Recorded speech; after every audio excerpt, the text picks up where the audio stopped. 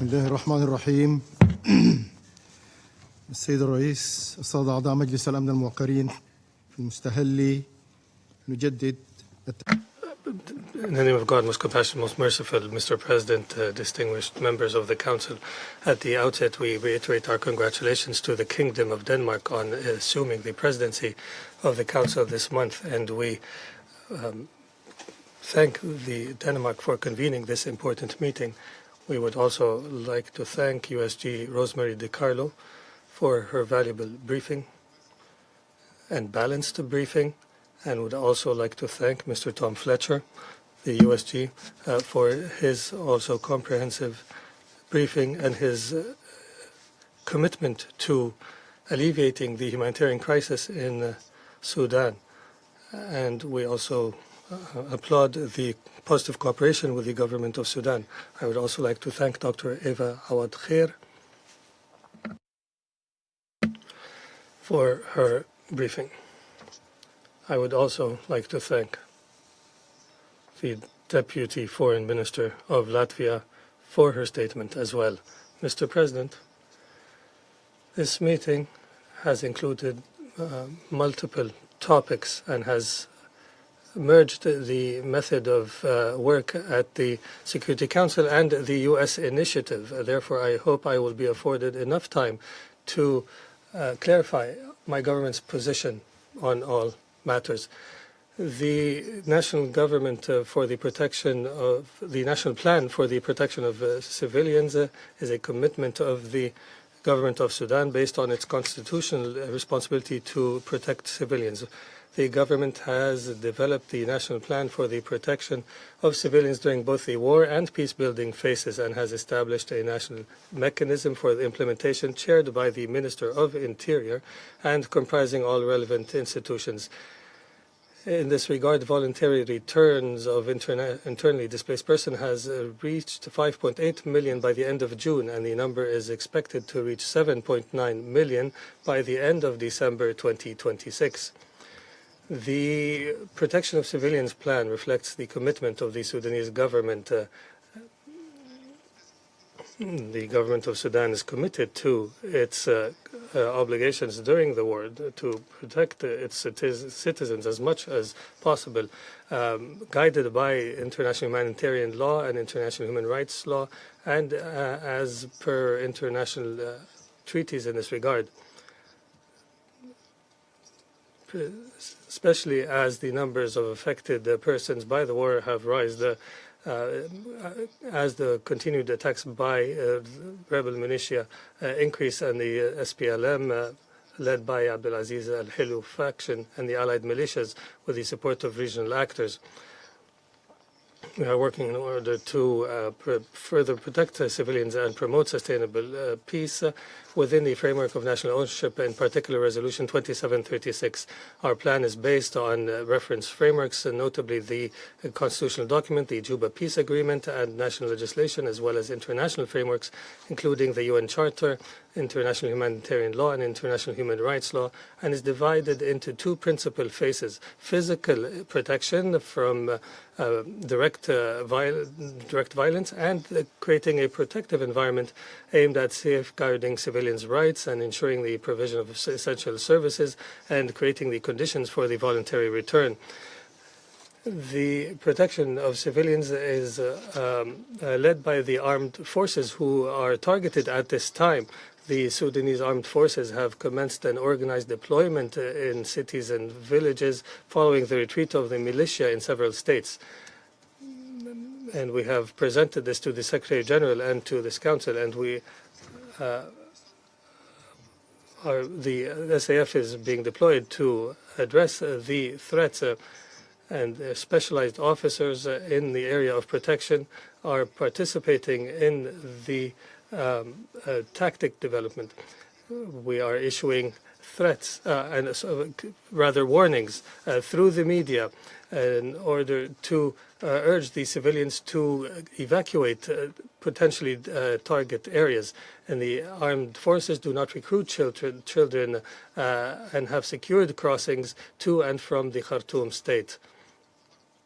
There is no obstruction, as some have mentioned.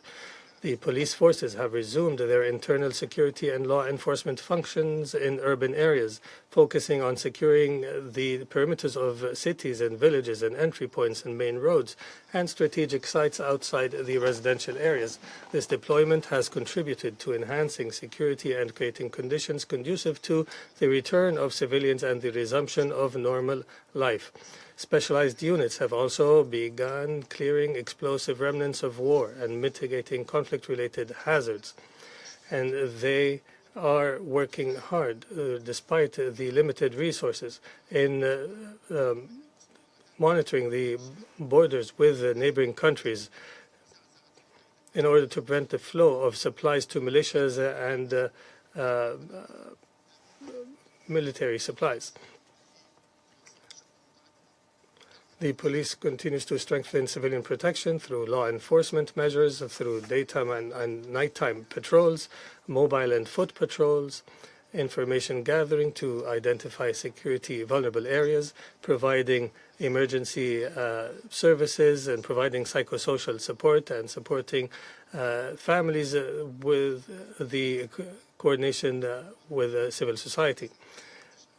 And the police has not yet been able to deploy in some parts of the Darfur states due to the continued participation of elements of the 21st Infantry Division in the military operations of in Kordofan and the desert areas.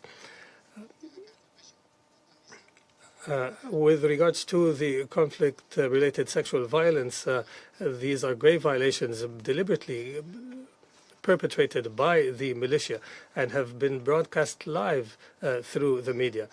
This is a violation of international humanitarian law, and we support accountability of the perpetrators, regardless whether they belong to the government or not. They must be held responsible. The government of Sudan reiterates its commitment to implementing the comprehensive national plan for the protection of women and girls by strengthening prevention measures and protection mechanisms and ensuring that survivors receive services that respect their dignity and enhance access to justice, persecute perpetrators and end impunity, and strengthen the security sector in the area of civilian protection. The government of hope emphasizes that there can be no sustainable peace without the protection of women and children. We condemn the use of sexual violence as a weapon of war, which the militia, supported by the United Arab Emirates, has employed systematically within a culture of racial superiority among the perpetrators. A total of 2,250 incidents of sexual violence have been documented to date during this war of aggression. The Comprehensive National Plan is a strategic framework for advancing the Women, Peace and Security agenda and strengthening prevention and early warning mechanisms. We call upon the international community to increase funding for these programs to support the survivors and child protection services, build national capacities, and invest further in community protection, recovery, and reintegration initiatives. The Sudan has signed the framework of cooperation with the United Nations on the prevention of conflict-related sexual violence on the 10th of April 2025 in order to address the use of such violence as an abhorrent method of warfare by the Rapid Support Forces. As for the humanitarian dimension, the Government of Hope has adopted a group of measures to facilitate humanitarian access, including exempting humanitarian imports from customs and duties and taxes, bearing the transportation costs of humanitarian assistance provided by friendly countries and certain humanitarian organizations to all states of the Sudan, completing more than 35,000 administrative and technical procedures to facilitate humanitarian assistance delivery, conducting field missions to assess humanitarian needs in 10 states, streamlining visa issuance, movement permits, interstate movement of humanitarian convoys, cross-border operations through the Tina and Adre crossings, registration and renewal of organizations, and the review and approval of technical project agreements. These measures have achieved an implementation rate of no less than 95%. We have also approved 14 land, air, and river border crossings, representing an increase of 12 crossings for the entry of humanitarian assistance during the period from January to June 2026. In addition, approximately 6,000 internal humanitarian supply routes remain operational across 773 administrative units in all 18 states. On the level of the national response, more than 2.5 million metric tons of multi-sectoral assistance has been provided to approximately 7 million people in areas of high vulnerability, with a focus on the displaced populations from the Greater Darfur and Greater Kordofan regions. During the period from January to June 2026, funding of the humanitarian response plan did not exceed 38.9%, leaving a funding gap of 61%. Accordingly, around 15 million people were left outside the scope of humanitarian assistance coverage. And building on the state's efforts, the UN agencies and partners and friendly countries were, however, able to provide humanitarian access to approximately 11 million affected persons. During the same period, most ministries and government institutions in Khartoum were rehabilitated. 5 million persons, IDPs, returned to their areas of origin. Sudanese secondary school examinations were also carried out for 576,000 students in 12 secure, safe states. The state has secured the provision of humanitarian aid to populations under siege. Among the challenges facing humanitarian operations are the lack of objective diagnosis of the crisis, the failure of some organizations to adhere to the principles of neutrality, transparency, and impartiality, the militia's failure to comply with the principles of the Jeddah Declaration on the Protection of Civilians. Also, the exploitation of humanitarian access routes by militias to receive weapons.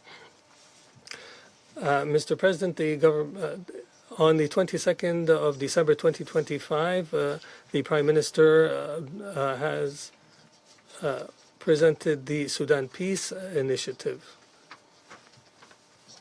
And there have been confidence-building measures, and this has been accompanied by the renewal of passports for significant figures. And we are excluding the rebels and parties that carry weapons from dialogue. The national dialogue is based on the constitutional document, and that has provided for the establishment of a transitional legislative council representing the parties of the peace process and national political actors, with significant participation from women and youth. The dialogue is a main channel for ending the war. It is the means to end the evil, and it's the means to restore trust, and adopting parallel measures to protect civilians and create consensus between civilian and military and social segments of society. The state has approved the temporary immunity for participants, and this will assist the processes taking place to bridge the differences.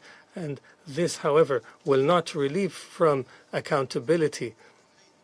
We must admit that the war of aggression has fueled hate speech and torn the social fabric. The Security Council should support the Sudanese National Dialogue in implementation of Resolution 2736 through reinforcing national ownership of peace building and safeguarding national responsibility to end the war without allowing some parties to obstruct the process.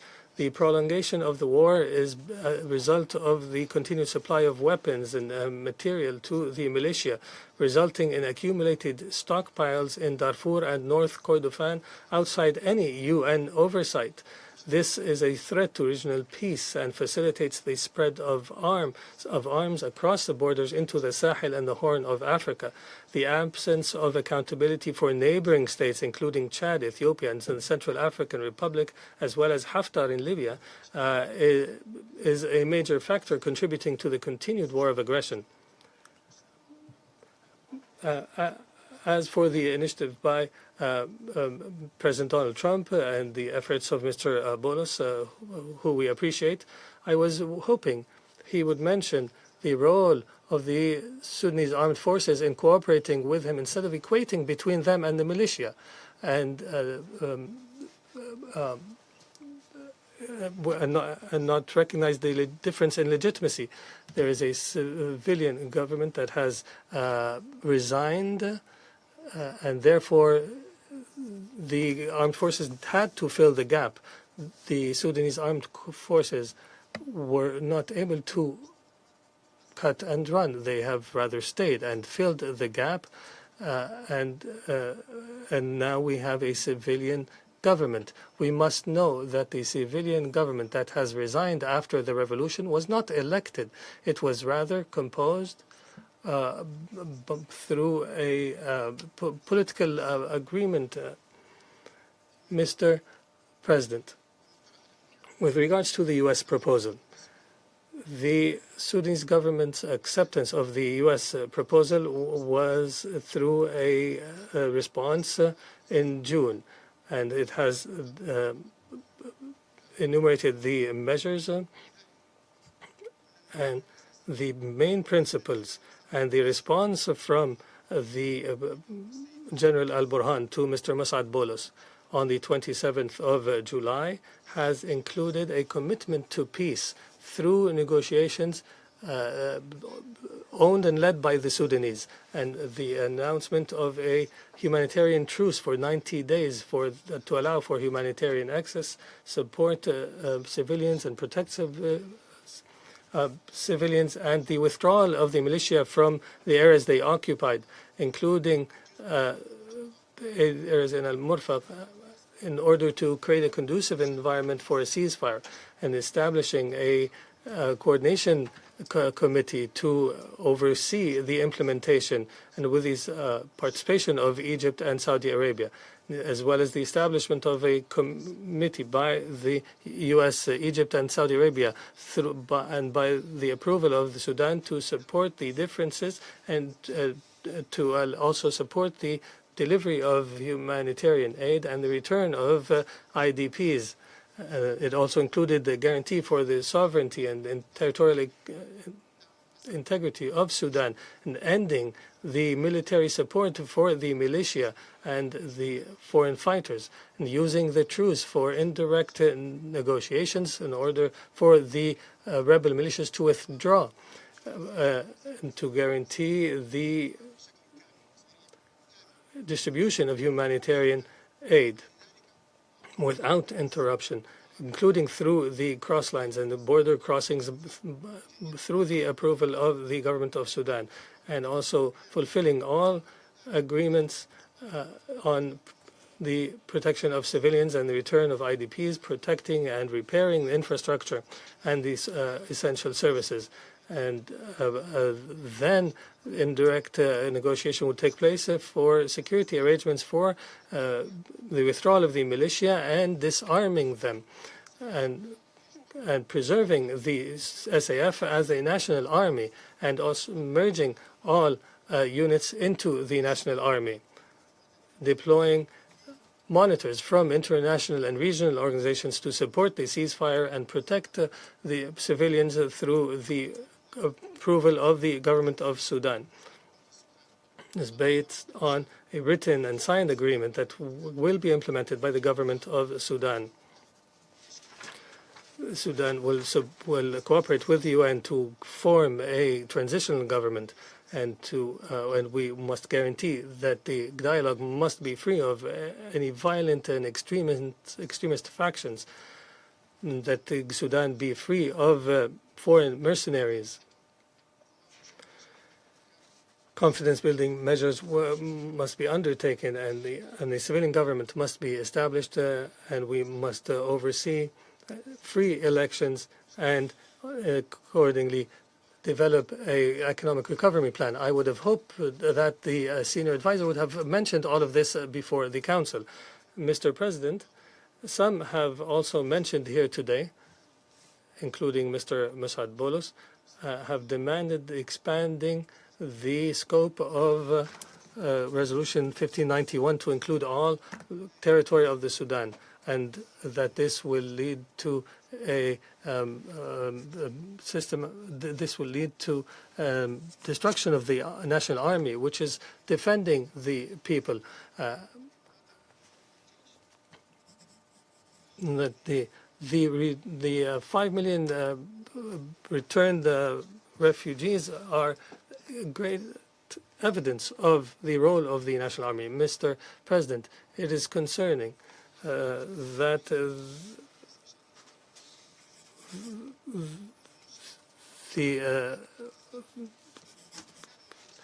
the situation currently in the Council is concerning.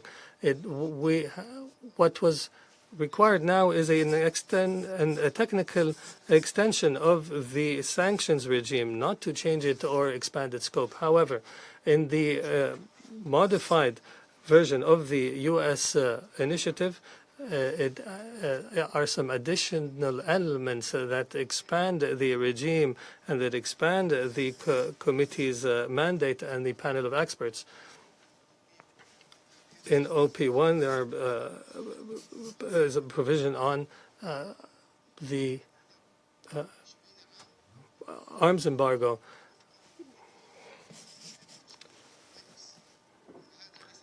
This is not a technical modification or just an adaptation to the developments. It is an essential change.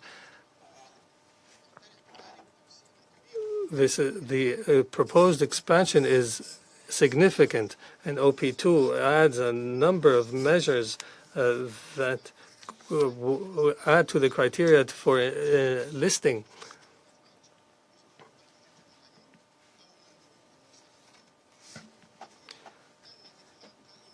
An expanded list of means that this is an expansion of the sanctions regime and not just a renewal as is custom. Sudan finds a significant difference in this draft and ignores the continued flow of weapons and the launch of drones from third countries. OP3 requests and of support from member states and that measures must be taken to end the launch and operation of drones from territories. The flow of arms and external support is essential to the continuation of the war, and therefore the Council must answer the question, why would a response to these violations be an expansion of restriction against the entire Sudan? Instead of questioning and holding accountable the parties that violate the law. And you all know, but however, no one will dare and address the situation. Your Excellencies, the issue was not the limited geographical scope.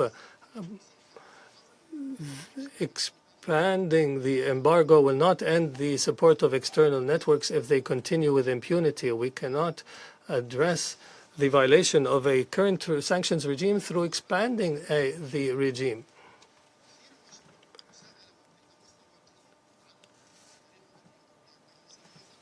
This is issued is how the issue here is how the Council views the conflict in Sudan. The SAF is the national institution of the state of Sudan, which has celebrated the 70 years of independence just now. The proposed sanctions regime practically leads to equating between the state institutions and the rebel militia and subjects them to the same restrictions. This is a essential targeting of our national sovereignty, and it ignores the legal differences between the parties. This must not be overlooked by the Council.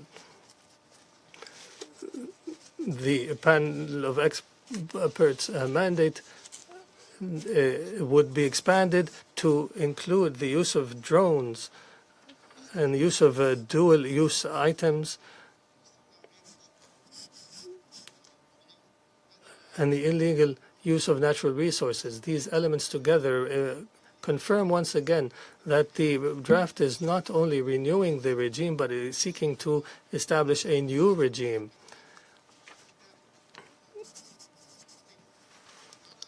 If the Council believes that the current situation requires considering new issues related to the conflict, they must be transparently addressed and in the correct legal framework, and not through expanding a sanctions regime and presenting it as though it were a renewal. What we call for is simple and reasonable, preserving the scope of 1591 and renewing technically the current measures and improving their implementation and addressing the violations of the embargo and addressing the external sources of the violation.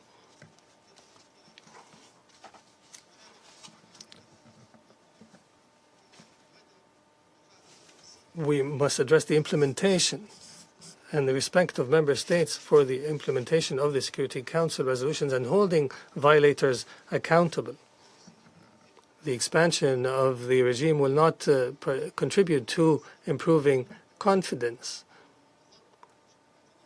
while the illegal supply networks continue their illegal support. A technical renewal is required and a strict implementation of the current regime. While the Council addresses the future of the sanctions, we can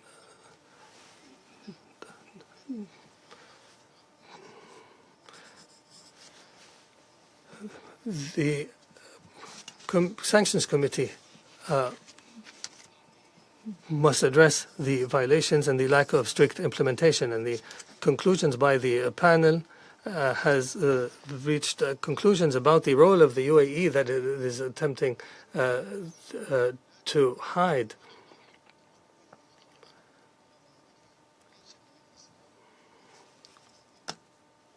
Mr. President,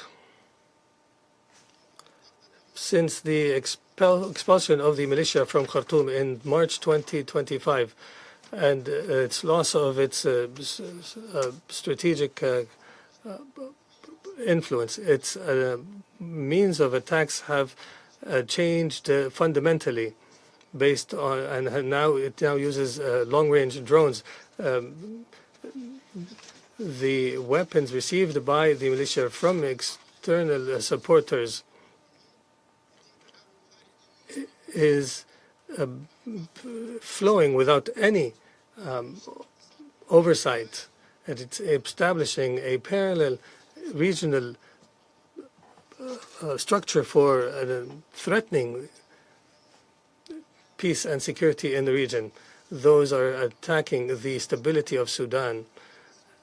The influence by them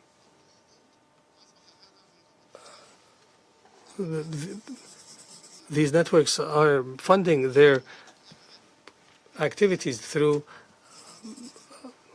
illegal crime networks.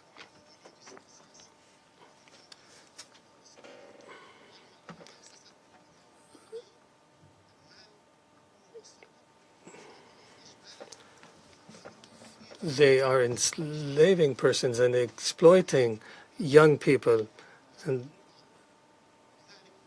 therefore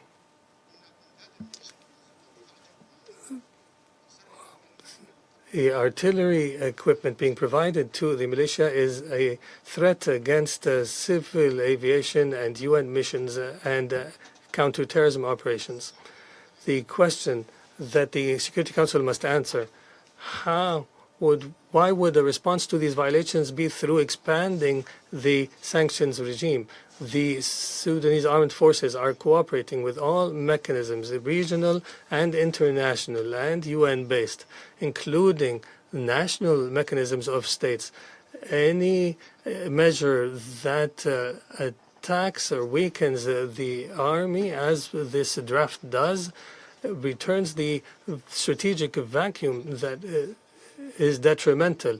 And this is not neutrality. This is, in fact, an act of aggression against the people of Sudan.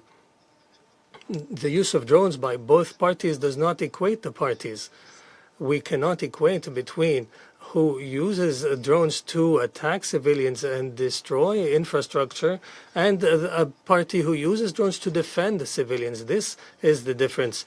Sudan does not oppose Sudan suffers the most from weapons and their illegal flow. However, expanding such a sanctions regime will weaken the protection of civilians. Thank you, Mr. President. Thank you.